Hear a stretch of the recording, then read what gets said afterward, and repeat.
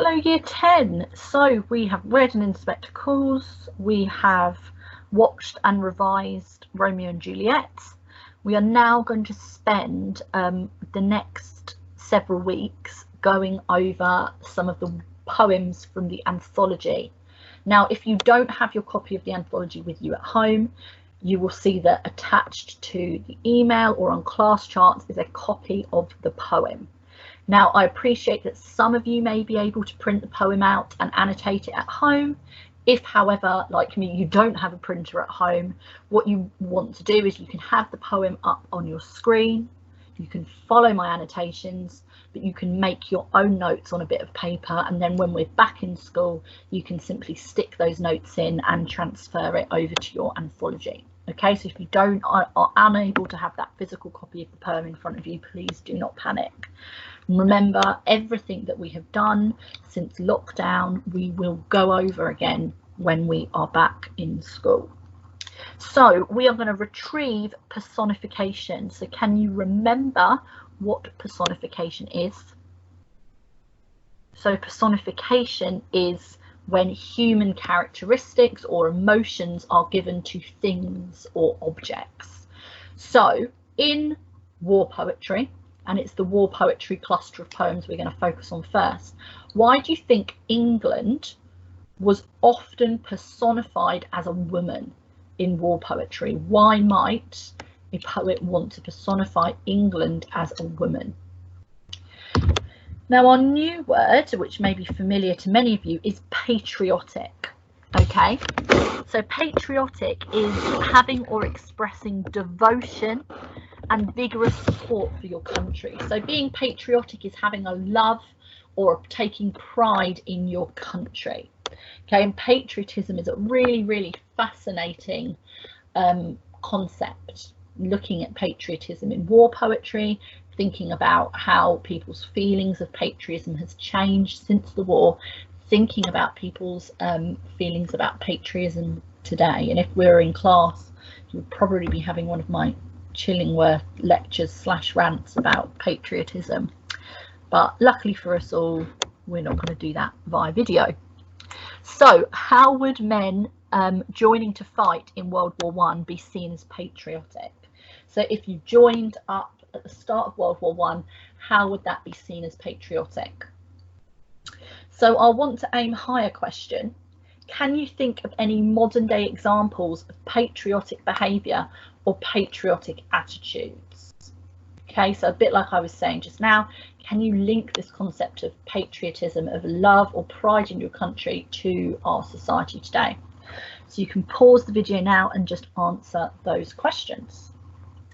So England was often personified as a woman because it was playing on these male protective instincts. You know, England was often your mother country. So just like you would defend your own mother or your wives or your sisters or your daughters, you would want to defend your country against these foreign invaders that mean your country harm. So it's in many ways was very sexist, this idea that women can't look after themselves and need a man to do it. But we need to remember that a lot of war poetry written, say, in World War I or World War II or before that, that was what society was like at the time, this idea of the men's duty and responsibility to protect the women.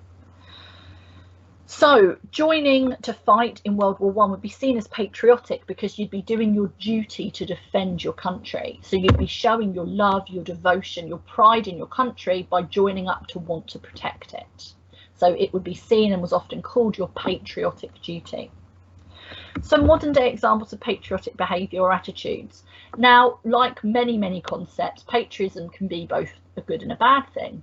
It's wonderful to have patriotic pride in the country of your birth. You know, people celebrate patriotism, for example, VE Day the other week.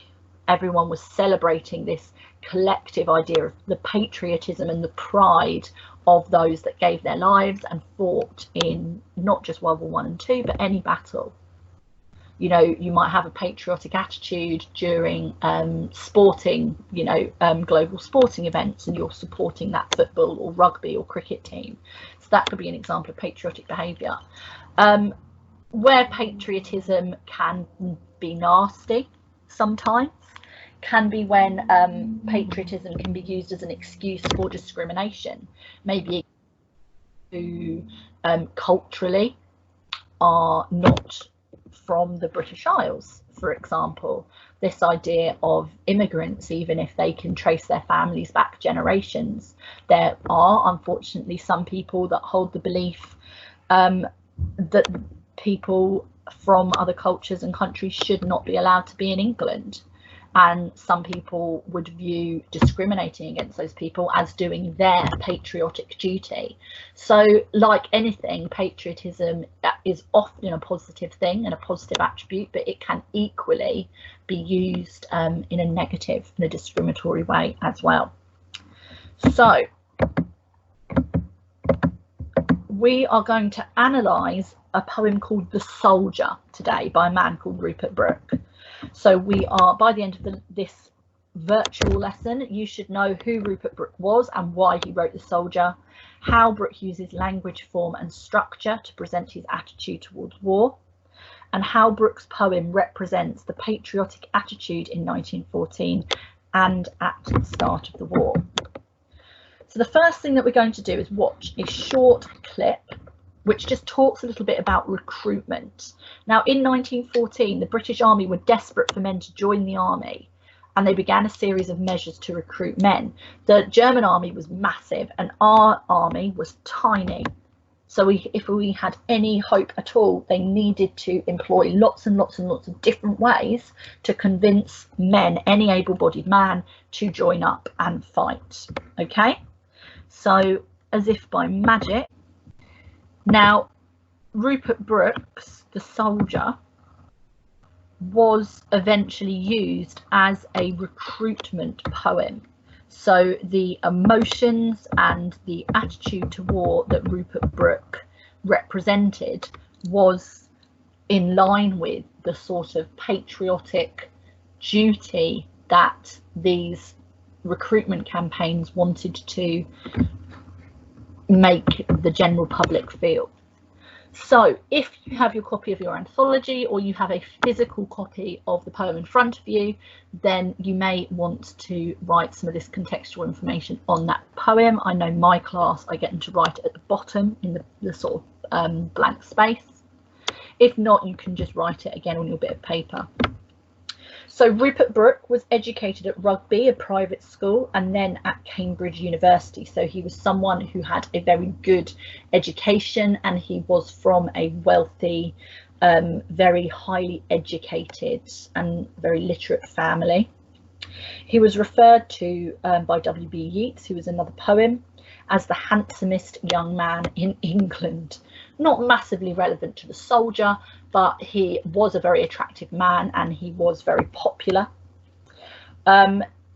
He joined the army in 1914, so as soon as he was able. However, he died in 1915. Sorry, that should say not 1914. He died in 1915 before he could experience any real battles. So what he died of was not glory on the battlefield defending his country. It was, incredibly ironically, once you read the poem, he died of sepsis, which is blood poisoning from an infected mosquito bite. And he was buried on a Greek island. So he did not have that sort of glorious death defending his country that he talks about in the poem. His poetry was published in 1915 and was very popular, and was even again used for recruitment. The sort of sentiments or attitudes about war that he was expressing worked really nicely with the recruitment, or the methods of recruitment. Now, whilst The Soldier is very idealistic, it has a very naive attitude to war.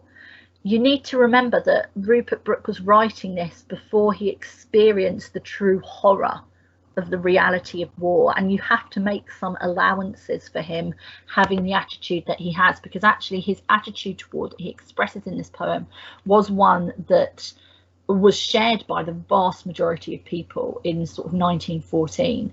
No one knew how bad the war was truly going to get, and so this idealistic, naive attitude, and war being this great, glorious, wonderful thing to be part of, is very much reflective of the mood at the time. And as we will see when we look at Wilfred Owen's Dulcet Decorum Est into the end of the week and next week, that is a very, very different poem, because Wilfred Owen experienced so much more of World War I than Rupert Brooke. Okay, so we are now going to annotate the soldier, and as I've said, if you don't have a physical copy in front of you, you can just listen and you can make notes that you can eventually transfer to your own anthology. Okay, so you can see that I've gone a little bit Blue Peter here. Is Blue Peter even a thing anymore? I don't know. But anyway, I've gone a little bit Blue Peter in that I've prepared a little bit more, a little bit before we're going to start going through it together. Okay, so there's a couple of things that I want to go through with you first before we start annotating it. Firstly, here we have patriotic, our word from the start of the lesson, reminding ourselves that it is a love of your country. And remember, patriotism is really what the main attitude of this poem. Then we have imperialistic. Okay, and an imperialistic attitude is basically this idea of extending a country's power through military force and colonisation. So an imperialistic attitude is very sort of this idea of England being superior to other countries, and it's a very sort of nationalistic view as well, and we can see that in this poem as well. Now, this will not have been the first time you've heard of a sonnet. Okay, a sonnet, as we know, is a love poem typically. And again, think Sonnet 43 by Elizabeth Barrett Browning. How do I love thee, let me count the ways. Remember the one that she wrote to her fiance, Robert Browning, at the time, listing all the different ways that she loves him. That was a sonnet as well. So sonnets are typically love poems. Okay, that's a little bit of a generalisation, but we're not going to go into that too much detail right now. So why does Rupert Brooke choose to write in the form of a sonnet then? Because this is essentially a love poem to his country, to England. Okay, and we'll see that through his use of personification here as well, although it's not necessarily romantic love really. It is more the love of a son to his mother, or the love of something, or the love to something that you feel that you owe. So when you start a poem, any poem, whether it's the unseen poetry, you know, or whether it is an anthology poem, you always want to look at the title. So, the soldier. So we might think, there's a bit of a basic title, Rupert Brooke, the soldier. It's hardly very imaginative, is it? However, he's called it the soldier because he wants it to, the poem, to have a sort of universal representation here. It could be any soldier. You know, he's not just writing about what he believes his feelings are. He's writing about what he feels any soldier's feelings are, or at least what any soldier's feelings should be. Okay, so it's this idea of the soldier having this universal representation of any man that joins up to fight. Okay, so it's a nice little poem, you'll be pleased to see. If I should die, think only this of me. Now we've got quite a lot of vague language here. If I should die. So it's this idea of the possibility of death that he is confronting us with straight away. I appreciate that I am joining up to fight, and this fight could end my life. And there's something very powerful in the immediate confrontation of death in literally the fourth word of this poem. because obviously that would have been a soldier's greatest fear, that fear of death. And even though they were very idealistic and very naive in 1914, you know, they weren't stupid enough to think that they weren't going to necessarily die. So he's confronting this possibility of death straight away. So if I should die, think only this of me. So he's saying, if I die on the battlefield, there is one thing I want you to think about. Now you can see that I've written here that this is an imperative, okay? An imperative is one of those fancy pants English words for command. It's a command. If I die, I am telling you these are my last wishes. Yeah, the last wishes of the dead. This is what I want you to think and feel. And then we've got the colon here. Okay, that's caesura, slowing right down the pace, and we'll talk a little bit about the enjambment in caesura. Remember, enjambment is when we have one line flowing on. For example, here at the end field, we can see that flowing on, and caesura would be examples of this full stop here, or that colon, or that comma. It's where punctuation is used, you know, in the middle or at the end of a line. And both enjambment and caesura have different effects on the poem, but like I said, we'll get to that in a minute. So if I should die, think only this of me, that there's some corner of a foreign field that is forever England. So we've got these determiners here, some and a. It's very, very vague language. Now this is because it could be any foreign field. It's linking back to this universal representation. It doesn't actually matter where this field is. But we also have here the alliteration of foreign field. So what he's doing here is he is saying, if I die, I don't want you to grieve. I don't want you to be sad for me, because what I will be doing with my death is turning the corner of this foreign land that I am going to go fight to defend. I am going to be turning it into something that is forever England. Now, this almost has these sort of imperialistic undertones here. This idea of England is better and superior than any other country, because if I fall in France or if I fall in Belgium, I will turn that corner into a little piece of England, as if they're doing that country a favour or blessing it, because England is so superior. So again, it is quite an imperialistic attitude there. But basically what Rupert Brooke is saying here is, if I die, don't grieve, because in my death I will be turning a piece of foreign ground where my body is buried or where my body falls. That piece of earth will become England forever. Almost like he's infecting the soil with his Englishness, and to him that is a good thing. So notice here we have the caesura. Okay, I'm going to put that up here. So what this pause is doing is giving us a moment of reflection. You know, we can reflect on this idea as a soldier, or as the wife or mother or sister of a soldier or daughter of a soldier. Actually, that doesn't make death seem quite so horrific.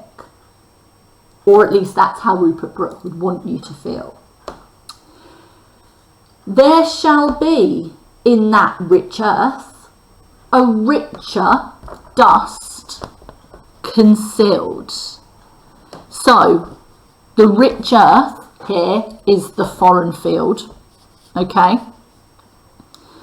so we've got the repetition of this adjective here, rich and then richer. So there shall be in that rich foreign soil a richer dust concealed, hidden. Now this is a euphemistic language. A euphemism is basically when you're sort of hinting at something and not coming right out and said it. For example, he kicked the bucket is a euphemism for dying, basically. So he or his dead body is the richer dust. Okay, it's, you know, his body decomposing in the earth basically. So his body decomposing will enrich the soil and turn that soil into a piece of England. A dust, so again we've got this continuation of him as the dust, okay? So we're just going to put in brackets him, yeah, because otherwise none of the rest of this half of the poem makes sense. He is the dust, okay, his dead rotting body in the ground. A dust whom England bore, shaped, made aware. So bore means birthed. So what he's saying there is England birthed and looked after him. You know, like a parent. England gave birth to me. England shaped the man I've become. England made me aware of the world around me. Gave once her flowers to love, her ways to roam. So what we have here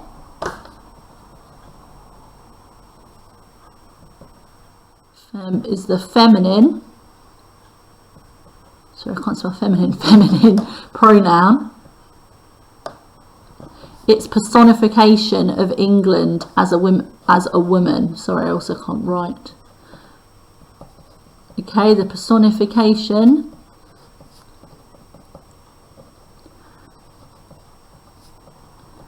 so it's like we said at the start of the lesson, personifying England as a woman, typically as a mother, you know, was something that was used very frequently in propaganda. And propaganda is any materials, be it a song, radio broadcast, posters, poems, films, that are trying to manipulate you into thinking something. Okay, so we spoke about how England was often personified as a woman or a mother. It's these male protective instincts. Okay, let's write that down actually, that's important. So it's, you know, manipulating them. So gave once her flowers to love, her ways to roam. It's, you know, England gave me everything. A body of England's. You know, he's saying, you know,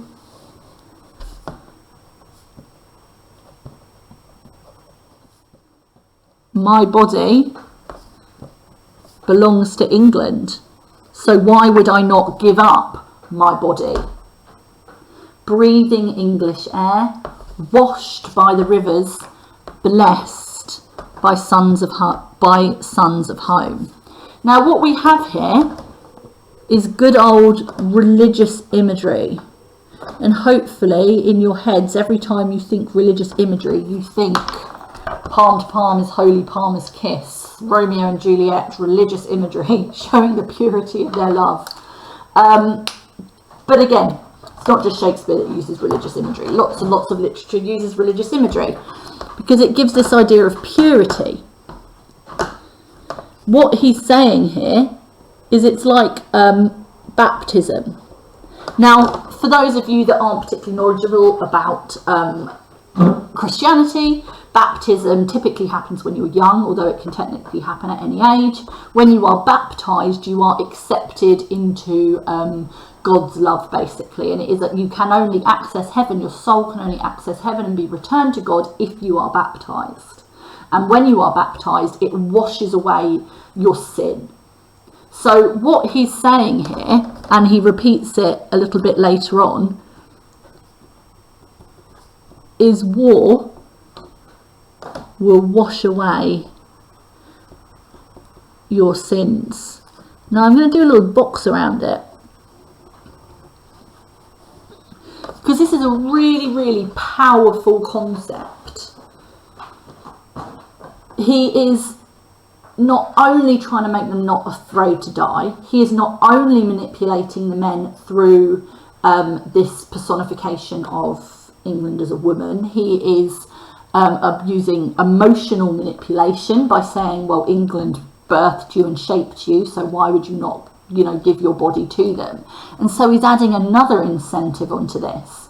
Well, dying in war will wash away your sins and gain you access to heaven. So you may have not been the most moral, the best person in life, but if you die in war, then, you know, you're going to heaven. So that would have been a very powerful message. And whilst not every single person was a devout Christian, by the time you sort of get into the 20th century, Christianity was still incredibly an incredibly dominant religion in people's lives. So even if they weren't, you know, regular churchgoers, this still would have had a powerful impact. So Rupert Brooke's being very, very clever, you could argue. So what we have here then, this first verse is our octet. Now a sonnet has 2 sections. You have your first 8 lines, which is your octet. Okay, so what we can see in this octet is that he's talked about the possibility of dying and reflected on the role England has played in his upbringing. What you then have in your last 6 lines is your sestet. And at the start of your sestet, you have something called a volta, which is your turn, okay? And it's like the subject of the poem switches. And here we can see that he switches the last 6 lines of this poem to imagine what it will be like in heaven. Because he's basically said dying in battle, that glorious death where you are dying for something greater than yourself, gets you into heaven. And he's now imagining what that heaven would be like here. And think this heart, all evil shed away. Now that links right back into the end of the last stanza. This idea of war will wash away your sins. A pulse in the eternal mind. Now, every time I teach this, I say this is probably one of the only real tricky bits in the poem, because it's quite vague and there's not an awful lot of, you know, often with poems, if there's a vague, slightly confusing bit, you've got to try and work out what it means by looking at the sort of lines around it. But this is a bit tricky because it seems to slightly come out of nowhere. So let's think about this then. Eternal. If something is eternal, it's immortal, okay? It's forever. It lives forever. So who is it that lives forever, that is immortal, that is eternal, that was here when the world began? You're looking essentially at God. Yeah, God is the eternal mind. And again, if you are a Christian, Christians believe that we are all part of God, and that when we die, our souls, if we are allowed entry into heaven through leading, you know, a moral life, our souls return to that eternal mind, to God. So, you know, when he says a pulse in the eternal mind, as individuals, he is saying our lives are so brief and are so insignificant that actually we are just a pulse, a moment in time. And that actually when we die, we know that if we die in war, we will be reunited with God. We will become immortal through reuniting with him in heaven. So it's almost like you're trying to wash away the fear. So what's the worst thing that's going to happen? Well, you'll go to heaven. That doesn't sound too bad then, does it? Therefore, don't be afraid. Therefore, join up. That's what he's doing here. No less gives somewhere back the thoughts by England given. So again, this is emphasizing what he's talking about here with the personification. You know, he's saying, you know, you owe your country. You owe your country a debt for everything that it's done to you. For, you know, this idea of England as your mother. Would you not go out and protect your own mother? Would you not feel that duty? So feel that duty to your country. Her sights and sounds, dreams happy as her day. So what he's trying to do now is almost making them picture their country. So he's saying, you know, you owe your country to die in battle, but you know that if you die in battle, war will wash away your sins and you will be reunited with God and you will become immortal.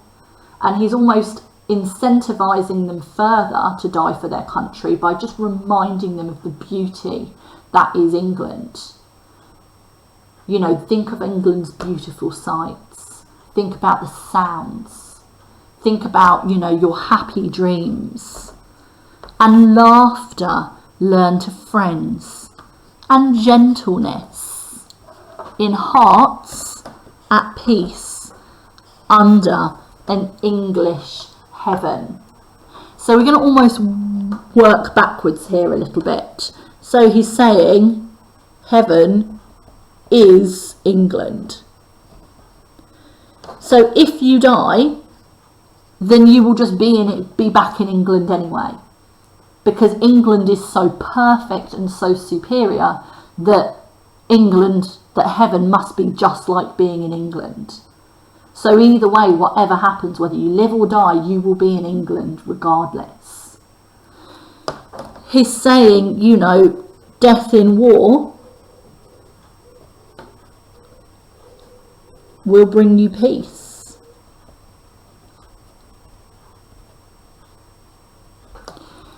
You know, your heart will be at peace because, you know, you're doing the right thing.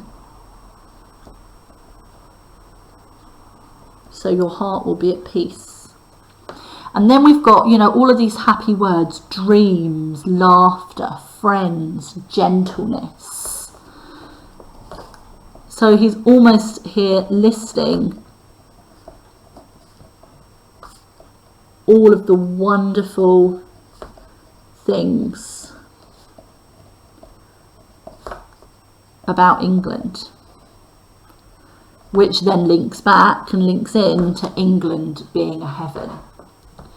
So there is other layers and, you know, other analyses we can do of this poem, and we can talk more about form, structure, caesura, enjambment, but I would rather leave that till we are going over this back in the class, so we can sort of have that discussion. But hopefully what this has done is it has given you enough of an understanding of the poem to do some independent work on it, because what we're going to be doing on Tuesday and Wednesday's lesson is I'm going to be setting you to watch a documentary, which is a fantastic documentary about the First World War poets in general. Then what we're going to be looking at as we get after half term is we are going to be looking at Owen's Dulce et Decorum Est, which is again a poem written in World War One, but this man, Wilfred Owen, actually fought in the trenches. And remember, Rupert Brooke has all of this very idealistic, naive point of view of war, because he never really experienced battles. He never got to see exactly the true reality of fighting. He only saw this very idealistic view. Wilfred Owen's poem Dulce et Decorum Est is the absolute perfect poem to compare to this one. Remember, we need to think about these poems in pairs, because in the exam you will be writing about two of them together, and the Soldier and Dulce et Decorum Est are great ones to do. So finally then, personification. Pick out one example of personification from the poem and analyse its effect. And then we have patriotic. In what way is the soldier a patriotic poem? Okay, well done, and I will see you tomorrow.